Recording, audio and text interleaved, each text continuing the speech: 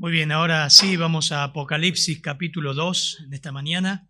Ingresamos en el mensaje del Señor a las 7 iglesias de Asia. Apocalipsis capítulo 2, versículo 1 al 7. Bienvenidos a los que se están uniendo en esta mañana por la transmisión en directo, en internet. Vamos a leer, escribe al ángel de la iglesia en Éfeso, el que tiene las 7 estrellas en su diestra, el que anda en medio de los 7 candeleros de oro, dice esto: yo conozco tus obras, tu arduo trabajo y paciencia, y que no puedes soportar a los malos, y has probado a los que dicen ser apóstoles y no lo son, y los has hallado mentirosos, y has sufrido, y has tenido paciencia, y has trabajado arduamente por amor de mi nombre, y no has desmayado, pero tengo contra ti que has dejado tu primer amor. Recuerda, por tanto, de dónde has caído, y arrepiéntete, y haz las primeras obras, pues si no vendré pronto a ti, quitaré tu candelero de su lugar, si no te hubieses arrepentido. Pero tienes esto, que aborreces las obras de los nicolaitas, las cuales yo también aborrezco. El que tiene oído, oiga lo que el Espíritu dice a las iglesias. Al que venciere le daré a comer del árbol de la vida, el cual está en medio del paraíso de Dios. Padre, gracias por tu palabra, Señor. Rogamos que tú guíes, tú ilumines a través de tu Espíritu cada corazón, cada hermano escuchando aquí o en internet, escuchando este mensaje, Señor, que lo lleves a la salvación. Pero también si hay personas creyentes, Señor, oramos por los incrédulos y oramos por los creyentes que han dejado su primer amor, que se han enfriado, Señor, que tú nos exhortes, nos hagas ver, Señor, y nos traigas al arrepentimiento a ti, Señor. En tu nombre. Amén. Apocalipsis, siendo escrito en el año 90, hay una distancia de 40 años de aquella iglesia en Éfeso que Pablo fundó. 40 años habían pasado. Pero como las otras cartas del Nuevo Testamento, este mensaje va dirigido a iglesias, literalmente iglesias de Asia, y por ende a las iglesias de todos los tiempos. Son aplicables a iglesias de todos los tiempos, inclusive hoy, más allá que fue escrita en el año 90 por el Señor.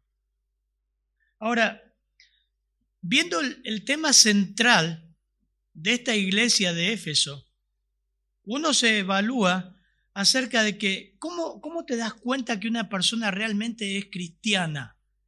Bueno, usted va a decir, pastor, la Biblia dice que por sus frutos los conoceréis.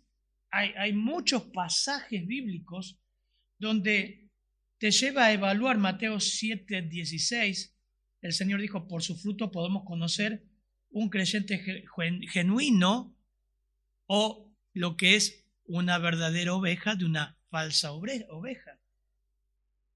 Aún así, el fruto supremo de todo creyente, el fruto que sobresale a la hora de evaluar si soy cristiano o no, es si amo al Señor. Amor a Dios. Y ese es el tema que toca esta carta. El amor a Dios. Y el Señor habló muchísimo de este tema, como un elemento que sobresale de aquellos que se dicen ser sus discípulos.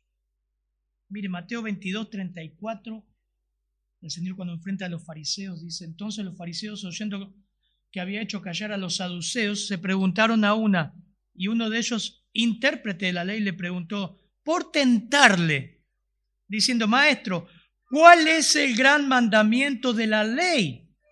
Jesús le dijo: amarás al Señor tu Dios con todo tu corazón, con toda tu alma y con toda tu mente. Este es el primero y grande mandamiento.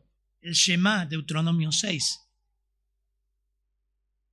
A los discípulos, Mateo 10:37, Él les dijo: el que ama a padre o madre, más que a mí, no es digno de mí.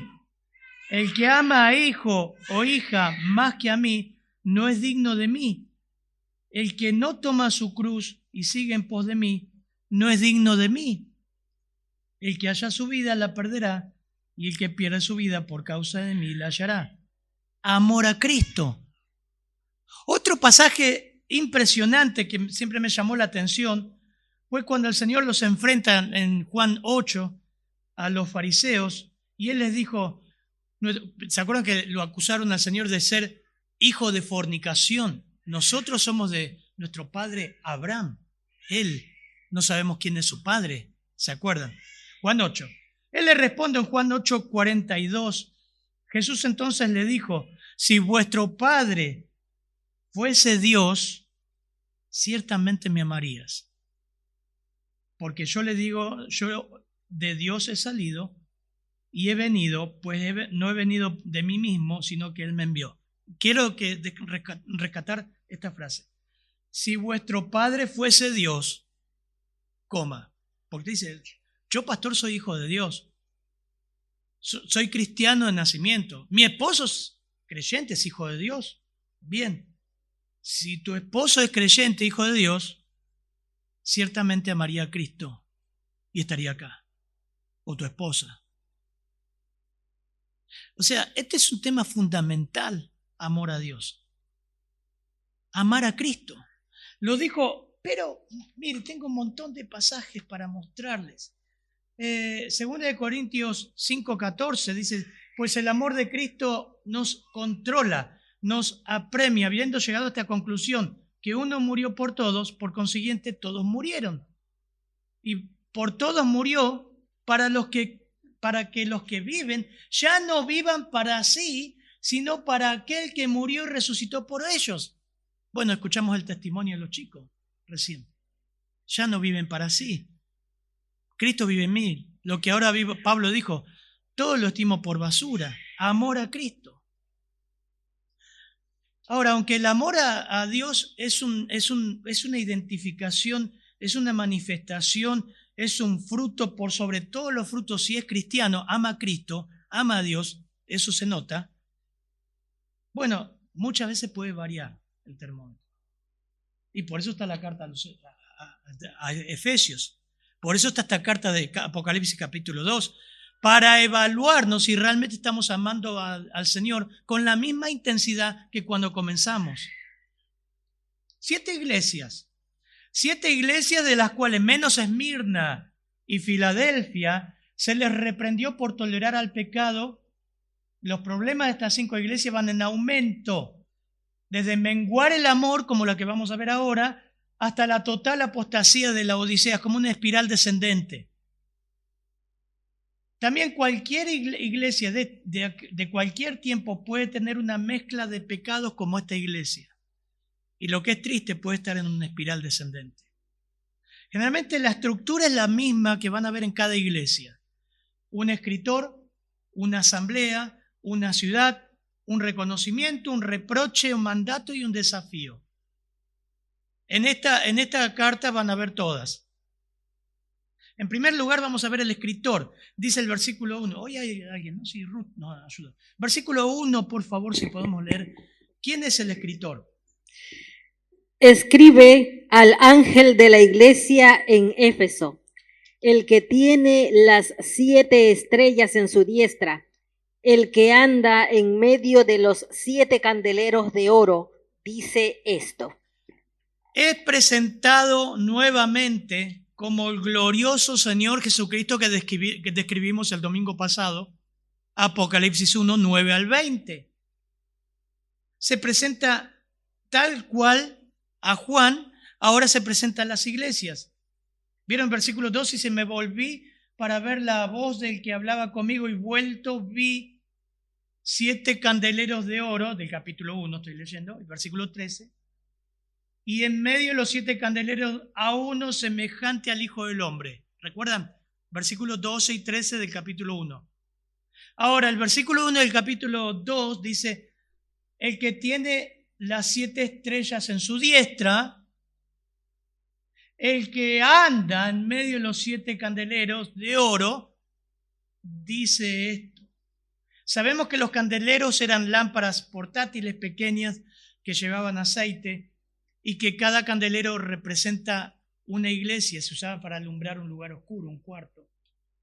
Cada candelero representa una iglesia que alumbra en un lugar oscuro. Estamos viviendo en tinieblas. Siempre lo fue. Este mundo está en oscuridad y tinieblas. La iglesia está para alumbrar. Los creyentes están para alumbrar. Esos son los candeleros. Ahora, lo interesante que varía en este texto, versículo 1, es el verbo que aparece. El que tiene las 7 estrellas en su diestra, que es el Señor, dice esto: el que anda en medio de los candeleros. Sabemos que las 7 estrellas son los mensajeros. Y los mensajeros no son ángeles en sí, sino que son pastores. Son los líderes de cada iglesia. Porque no sé si usted sabe, pero ningún ángel pastorea una iglesia. Entonces la traducción es de pastores. Así que la diferencia está en este verbo, hermanos. El que anda. A diferencia del versículo 12 y 13. Dice, me volví para ver la voz del que hablaba conmigo y vuelto vi 7 candeleros de oro y en medio vemos la presencia de Cristo en la iglesia. Bien, todo bien. Capítulo 1. Hoy dijimos, ¿cuál es la primera descripción? Vemos a Cristo en su presencia prometida y afirmada siempre con los creyentes. Su presencia en la iglesia, en las iglesias. Pero acá agrega una palabra que es andar y el verbo es peripateo y significa que deambula, que anda alrededor. O sea que no está inerte, sino que el Señor deambula en medio de sus iglesias, anda en su presencia. No es una presencia estática, sino activa. ¿Para qué? Para escudriñar, para examinar, para evaluar, para valorar, para reconocer, para exhortar, todo lo que vamos a ver ahora. El Señor anda en medio de las iglesias.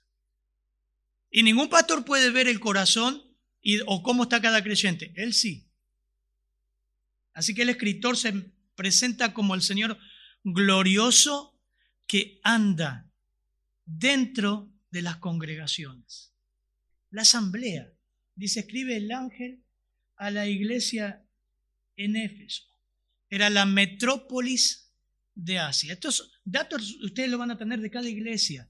Es necesario que ustedes vean el contexto, por qué escribe a esa iglesia. Es interesante porque Éfeso se caracterizaba por tener el templo de Artemisa o Diana de los efesios, una diosa griega, una de las 7 maravillas del mundo antiguo. Pablo fundó esta iglesia en el 3er viaje misionero. Como les dije, Hechos 19, 40 años atrás. Tuvieron una herencia riquísima, esta iglesia de Éfeso. Fue centro misionero donde mandaron muchos misioneros y predicaron el evangelio en toda la zona alrededor. Un predicador que se destacó en esta iglesia fue Apolos. Tuvo ministerio ahí. Hechos 19 resalta la oposición que tuvo esta iglesia cuando Pablo predicó el evangelio. Durante su primer encarcelamiento en Roma, Pablo les escribió la carta a los efesios. Pero ocurrieron hechos terribles, impresionantes cuando se predicó el evangelio.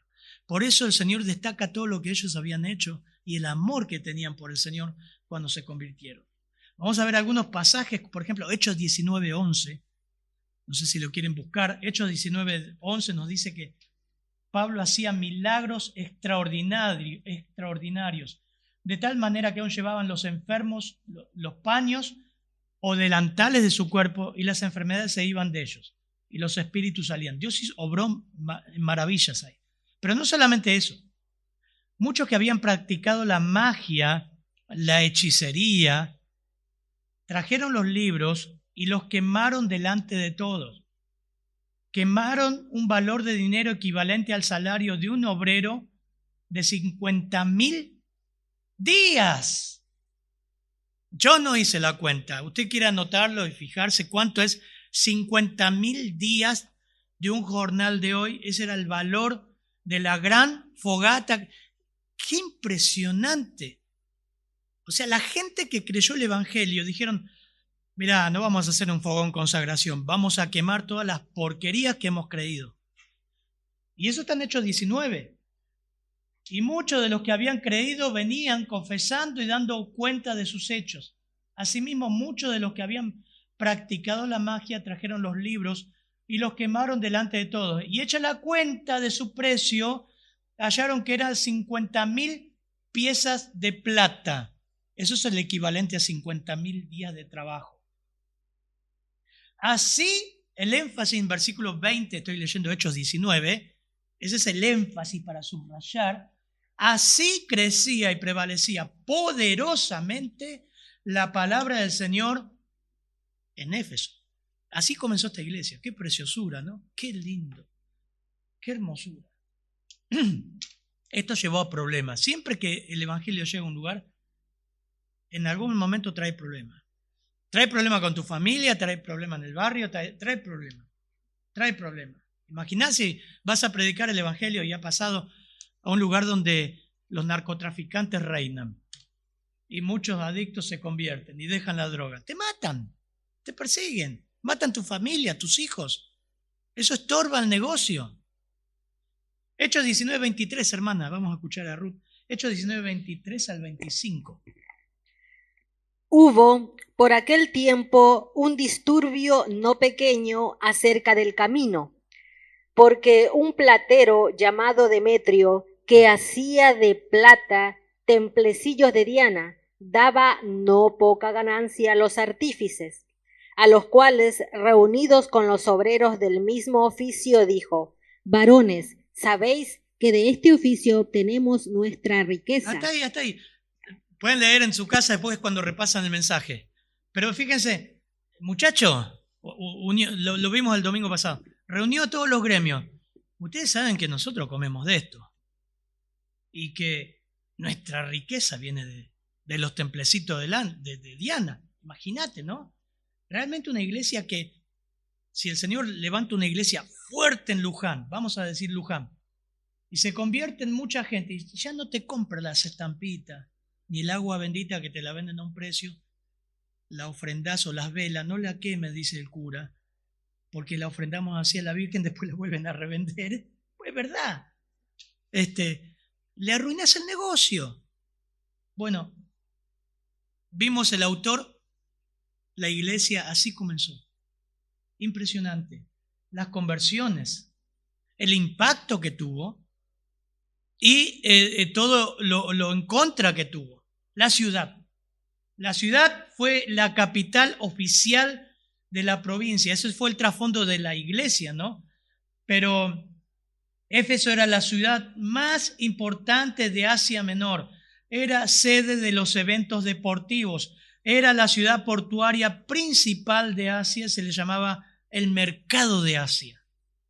Hechos 19:27, como leímos recién un poquito más adelante, dice: no solamente hay peligro de este nuestro negocio venga a desacreditarse, sino que también el templo de la gran diosa Diana sea estimado nada y comienza a ser destruida la majestad de aquella a quien venera toda Asia y el mundo entero. Cuando oyeron estas cosas se llenaron de ira y gritaron diciendo: ¡grande es Diana de los Efesios!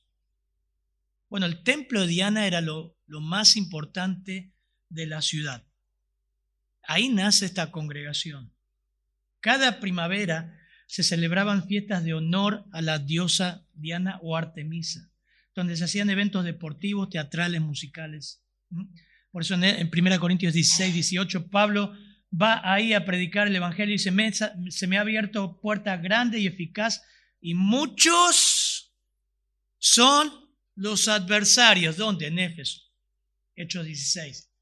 Estaré en Éfeso hasta Pentecostés. Pero oren, hermanos, son muchos los adversarios. Imagínate que se juntan todos los gremios, le hacen un gran piquete, ponen todos los camiones cerca de Pablo, lo estrujan a palos. Bueno, ha pasado, con Pablo se cobró cada paliza impresionante por predicar el Evangelio. Así que la adoración de Artemisa en esta ciudad era lo central. sacerdotes frenéticos, místicos, músicos, bailarines, entraban en éxtasis. No había droga, pero el alcohol era lo primordial, lo que ayudaba a entrar en éxtasis a todo esto. Era caótico, era un espectáculo bochornoso, horrible. Y Cristo dirige la iglesia, su carta a esta iglesia en este lugar, donde ocurrían estas cosas. A veces pensamos que, pastor, qué linda la iglesia, ¿dónde está ubicada? Y a veces cuando escuchamos cómo quieren poner iglesias, algunos misioneros dicen, bueno, busquemos una iglesia en un lugar lindo. ¿Por qué tiene que estar en un lugar lindo? ¿Por qué tiene que estar en un lugar donde haya clase media alta? Está bien, Pablo buscaba los centros, acá está, en los centros, pero era una corrupción impresionante, era un degeneramiento terrible. Oremos por Capital Federal, que Dios levante más iglesias, como ha levantado Villa del Parque y otras iglesias, que prediquen el verdadero evangelio. Es un asco Capital, hermanos. Es un asco la cultura porteña, cada vez más depravada, más que en capital, más que en provincia. El reconocimiento. ¿Qué reconoce el autor de esta iglesia? Seguimos un poquito más, versículos 2 y 3, hermana. Yo conozco tus obras y tu arduo trabajo y paciencia, y que no puedes soportar a los malos, y has probado a los que se dicen ser apóstoles y no lo son, y los has hallado mentirosos, y has sufrido y has tenido paciencia, y has trabajado arduamente por amor de mi nombre, y no has desmayado. Bien, la palabra dice, yo conozco, es la palabra oída, y significa un conocimiento que el Señor tiene de cada una de las iglesias completo, de cada uno. No solamente del pastor, obviamente que sí, de cada uno. Y a diferencia de otra palabra que aparece en el Nuevo Testamento de ginosco, es un conocimiento ginosco es un conocimiento que se adquiere con el tiempo. Ese es lo que tenemos nosotros. Nosotros adquirimos conocimiento a medida que estudiamos, vivimos o por experiencia, ¿no? A diferencia del Señor, el Señor no necesita aprender. Nada hay nuevo que impacte al Señor. Sabe todo. No necesita enseñanza. Nada lo sorprende. Y esto se hace claramente visible por los reproches, los elogios, las exhortaciones que Dios hace a cada iglesia. Conocía todo de cada iglesia. Ahora, una virtud que se destaca en este versículo 2 al 3 de la iglesia, que era enérgica, tenía una laboriosidad incansable. Sus miembros eran diligentes, activos, tenían distintos ministerios, perseveraban a pesar de la oposición. Eso es lo que muestra el pasaje. Y quizás la persecución.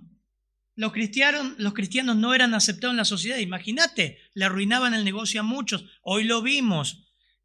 Había ya una persecución oficial de Roma sobre los cristianos. Y el Señor dice, conozco tu arduo trabajo. La palabra es copo, con K, y significa un trabajo a punto de transpiración y extenuación, de dejar los pulmones en el ministerio. Un trabajo que exigía todo de la persona, física, mental, emocional. Eran obreros responsables. Dejaban todo en la cancha, como decimos.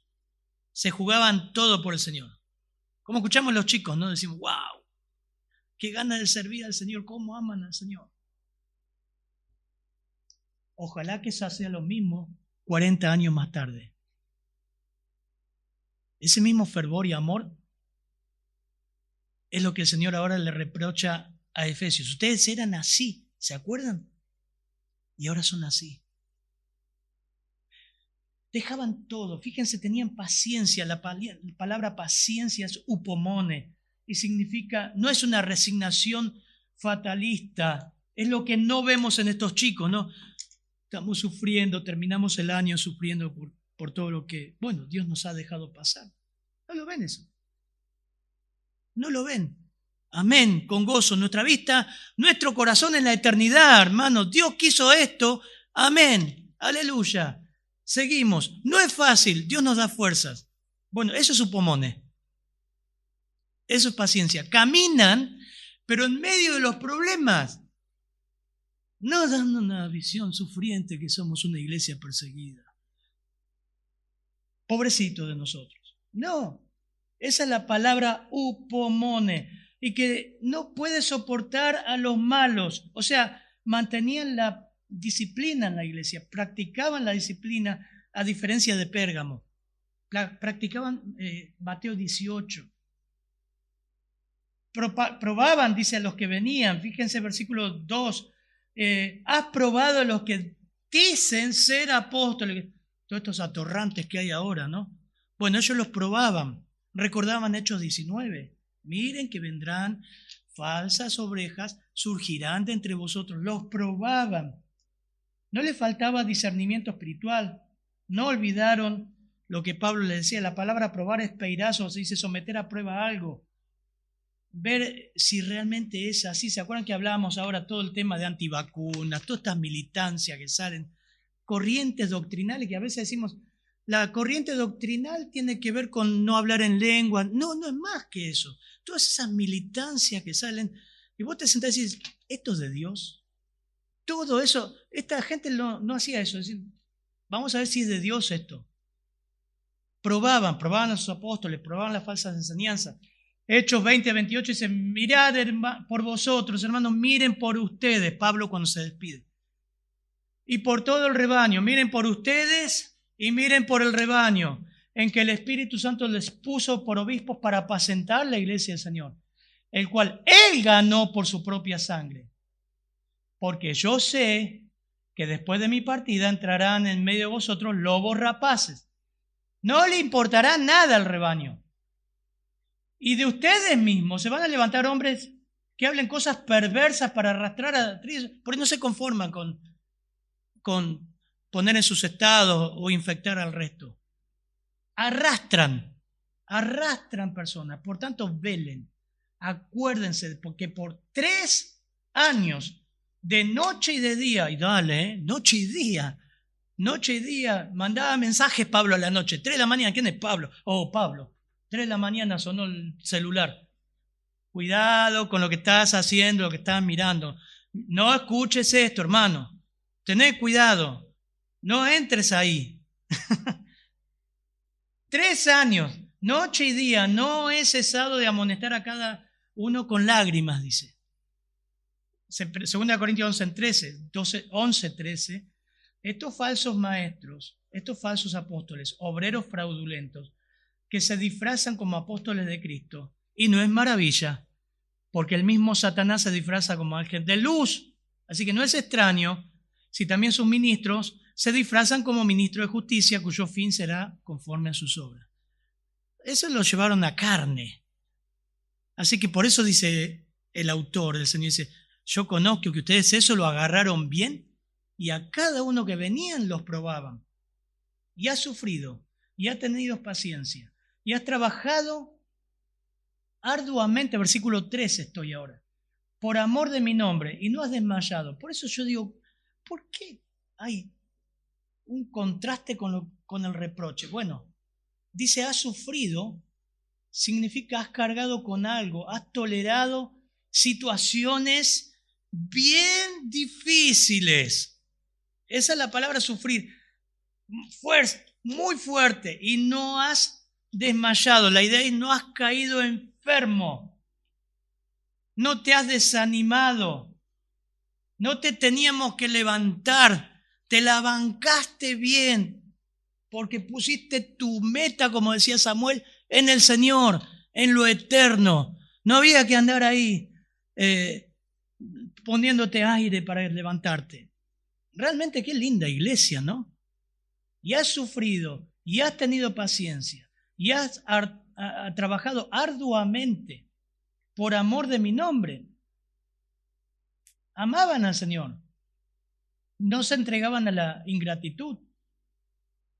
Pero dice que algo más, que versículo 6 está, que aborrecían las obras de los nicolaitas, las cuales yo también aborrezco. Era una doctrina que había entrado pagana, mezclada con, como pasa hoy, que yo le decía los antivacunas y todo lo que pueda venir, la mar en coche. Era una mezcla de paganismo con cristianismo que decía, bueno, el pecado no afecta tanto. Lo vamos a ver en Pérgamo.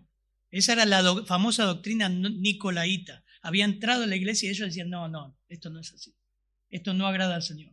A diferencia de Pérgamo, no lo toleraba. Versículo 6. Qué linda iglesia, ¿no? Una iglesia modelo. Una iglesia con buena doctrina y con carácter. Los creyentes tenían carácter. El reproche, versículo 4, hermana, por favor. Pero tengo contra ti que has dejado tu primer amor. ¿Qué pasó? Venía viendo varias cualidades positivas, pero el Señor que conoce todos los corazones, habiendo pasado 40 años, dice ahora, pero ¿sabes qué? Estás manteniendo todo eso. Pero no es la misma generación que hace 40 años. Algo cambió. Y mantienen toda la mecánica de los ministerios, los principios lo mantienen, las actividades las mantienen, pero ya sin amor. Fíjense que versículo 3 dice que todos lo hacían por amor de su nombre. Bueno, eso evidentemente cambió. Ya no lo hacen por amor de su nombre, ya le hacen porque le toca. Hoy me toca a mí el cuidado de la puerta, ¿por qué no ponen a otro?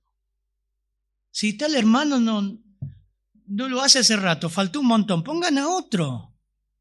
Ay, hoy me toca limpieza. No, ¿sabes qué? Fabián, pone a otro, yo no puedo esta semana. Ay, está la reunión de oración.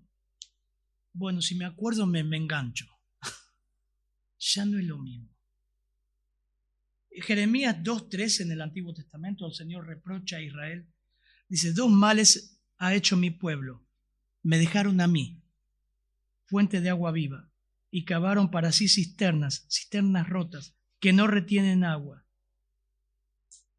La luna de miel de esta iglesia había llegado a su fin. 40 años solamente habían pasado. Hay iglesias con más años ahora.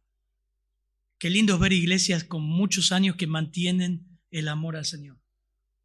La luna de miel había terminado. Quizás el amor que tenían los padres, que quemaron los libros, lo echaron del trabajo y los vecinos le hicieron escraches en la casa por estar en contra de la enseñanza o de Diana de los Efesios. Los hijos vieron todo eso, creyeron y comenzaron a servir al Señor, pero ya no era con el mismo amor que los padres. Como decía el pastor Reinaldo en uno de sus mensajes, la silla estaba quedando vacía. No era la misma generación. Todo comenzó a ser mecánico. Aprendimos lo que nos enseñaron, pero ya no lo hacemos con una motivación de que lo hacemos porque amamos a Dios. ¿Por qué estoy acá? Amo a Cristo. ¿Por qué estoy acá? Porque me toca venir un domingo, es el día del Señor. No, porque es el día del Señor. Porque amo al Señor y estoy acá. El que no está acá, evidentemente algo pasa, hermanos. Y quizás su amor se ha enfriado. A un picnic podés ir. La vamos a pasar genial, vamos a comer buen asado. Pero ya el domingo es mucho. Algo se enfrió. Ahora, ¿vos te acordás cuando te pusiste de novio? ¿Ustedes se acuerdan? Mandábamos cartas, chocolate, bombones, buscaba plata de donde sea. Pero a la media naranja la tenías que ver. Llegaba el fin de semana, rascabas dinero de donde sea. Pero vos te ibas. Miren, yo llegué a ver a Emma Monte el primer día, creo que una vez lo conté. No sabía ni dónde vivía. Bueno, algo sabía. Circunvalación, antes de Ruta 3, dónde el Palomar. Averigüé por todo el pueblo. No tenía auto. Me fui. Me atiende mi suegro en la tranquera y dice, no, Cristina no está. Ella es Cristina ya, no está acá. Está en la casa de las amigas. ¿Dónde viven las amigas? Hasta el día de hoy, Emma dice, no sé cómo llegaste a mi casa. Lo único que me dijo, tan enamorada ella, cuando yo llegué a la casa de las amigas, a la mañana me dice, ¿qué haces acá? No sé cómo hice, llegué. Ese es el enamoramiento que se perdió en esta iglesia. que de alguna forma lo ibas a hacer, porque amabas a Cristo. El mandato, hermano, versículo 5 de Ruth. Recuerda, por tanto, de dónde has caído y arrepiéntete y haz las primeras obras, pues si no, vendré pronto a ti y quitaré tu candelero de su lugar si no te hubieres arrepentido. Enfatiza el arrepentimiento 2 veces. Recuerda, por tanto, el mandato ahora. Recuerda de dónde has caído. Hay un momento, como es la traducción, hay un momento que las velas de tu bote se cayeron y ya el viento no sopla más. Esa es la idea de dónde caímos, es caer las velas. Hay un momento que en tu embarcación dijiste, quedó a la deriva. Y no, vieron que yo no sé nada de navegación, pero ellos van en su curso, dependen los veleros, vieron para dónde ellos mueven las velas. Así eran las embarcaciones antiguas también. La idea de esta frase de dónde caímos es bajar las velas. En un momento bajaste las velas, en un momento dejaste de amar al Señor. Algo pasó en esos 40 años. Algo no recibiste de tus padres. O sea, recibiste cómo hacer el ministerio, recibiste la dinámica. Hay que conectar acá, hay que hacer esto, hay que evaluar acá, hay que llenar esta ficha, hay que limpiar tal día. Me toca baño, me toca puerta, me toca sonido de la computadora. Clase escuela dominical, hoy me toca el rompehielo en los jóvenes, el campamento, organizar todo. Pero perdiste de idea que lo hago con gozo porque es para Cristo. En un momento cayó eso. De ahí dice, fíjate de dónde lo caíste, dónde cayó, dónde está. En segundo lugar, debemos arrepentirnos. El mandato, en primer lugar, fíjate dónde cayó. ¿Sabes qué? Creo que desde que agarramos este trabajo, dejamos de amar al Señor. Por un ejemplo, desde que pasó esto, tenemos una amargura. Como pasa con los chicos, ¿no? Que es todo lo contrario. Pero quizás Dios permitió un momento difícil en tu vida. Y de ahí quedó una amargura y ya no es lo mismo. O una pelea con un hermano. Algo que quedó ahí. En ese punto tenés que buscarlo. Y ahí dice en segundo lugar, arrepentir. Hermanos, no hace falta que describa arrepentimiento, lo hemos estado viendo toda la clase del Evangelio, pero la idea es buscar ese punto, hacer un cambio de 180 grados y, como dice en tercer lugar, comenzar a hacer las primeras cosas. No está perdido. Hermano, si usted perdió el primer amor con su esposa, nunca le dijeron, ya no sos el mismo que eras hace 30 años. El otro día mi hija me mandó una cartita de que yo escribí eso a mi esposa. Antes no había, muchachos, celulares. Antes era papel, lapicera y sobres y carta, todo el tiempo chocolate. El alfajor lo escribíamos adentro, el chocolate. Ahora lo arreglás todo por mensaje de texto, WhatsApp y qué sé yo. Pero lo que dice el Señor acá, en tercer lugar, comenzá a hacer las primeras obras. Comenzá a mandarle cartas a tu esposa, mensajitos. Esa es la idea del enamoramiento otra vez en la pareja, ¿no? Sácala a comer. Volver a ser galante. Bueno, con el Señor lo mismo. ¿Te acordás lo que hacías cuando realmente amabas al Señor? Ah, sí, pastor, no faltaba nunca la reunión de oración. Y siempre tenía un folleto en mi bolsillo. Y siempre había gozo en mi corazón. Y el Espíritu me controlaba, porque la verdad que las reacciones que yo tenía con tal familiar cuando me convertí fue impresionante. Yo no lo hubiera hecho.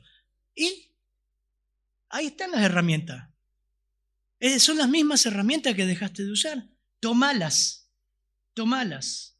El castigo. Mire, porque ahí dice, cuidado, pues si no vendré pronto a ti. Quitaré tu candelero. ¿Qué era el candelero? Era lo que iluminaba, era lo que daba luz, era la utilidad, el propósito. ¿Para qué estaban? Para alumbrar. Quitaré el candelero de su lugar si no te hubiera arrepentido. No está hablando de que pierde la salvación, pero muchas iglesias cuando comienzan así forman incrédulos. Ya no predican como antes y la iglesia se llena de incrédulos. Eso pasó con la Odisea, que vamos a ver, la última iglesia. La iglesia pierde el propósito. Un hermano muy querido en la semana me decía, muy querido, no voy a decir el nombre porque quizás esté acá en algún momento, me decía, ¿sabes qué? Quiero ir a tu iglesia para escuchar la Biblia. Me gustó. Bueno, los familiares de Adrián dijeron eso, ¿no? Nos gustó que se explicó la Biblia. Ese es el ministerio. Pero él va a otra iglesia por las actividades que tiene. Entonces fíjense, ¿no?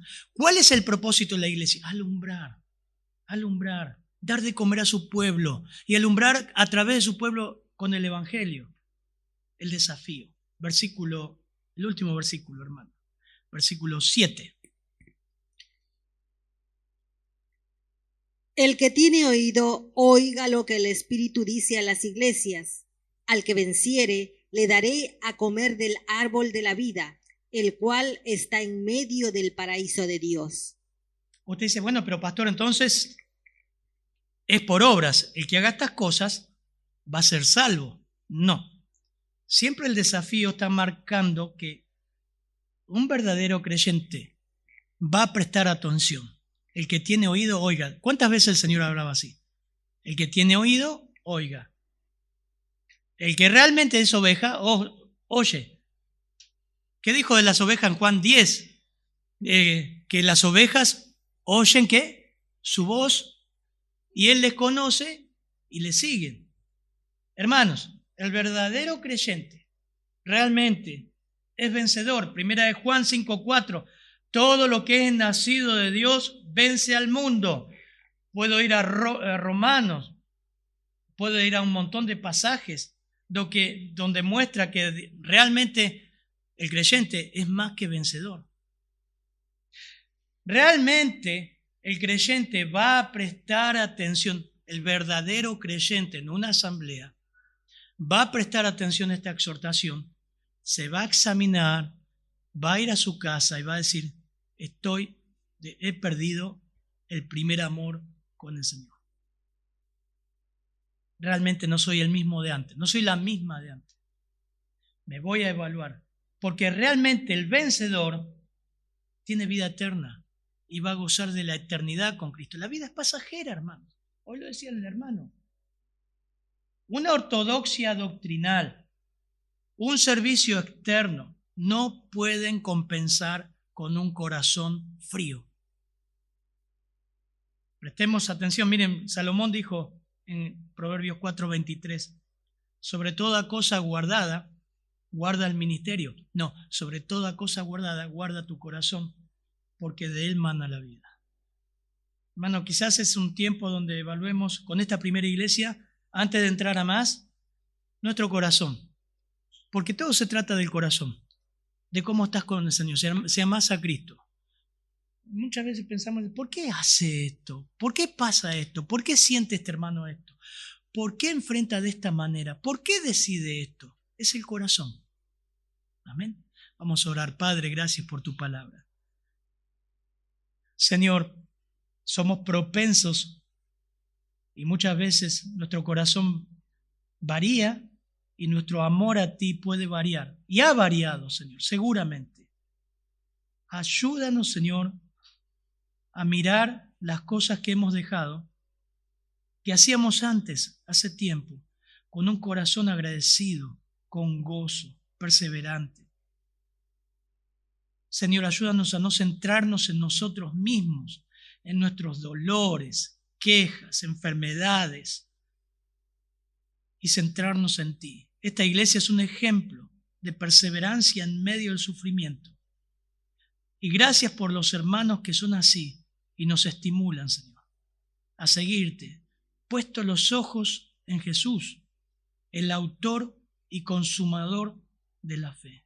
Te damos gracias, Señor, en tu nombre. Amén.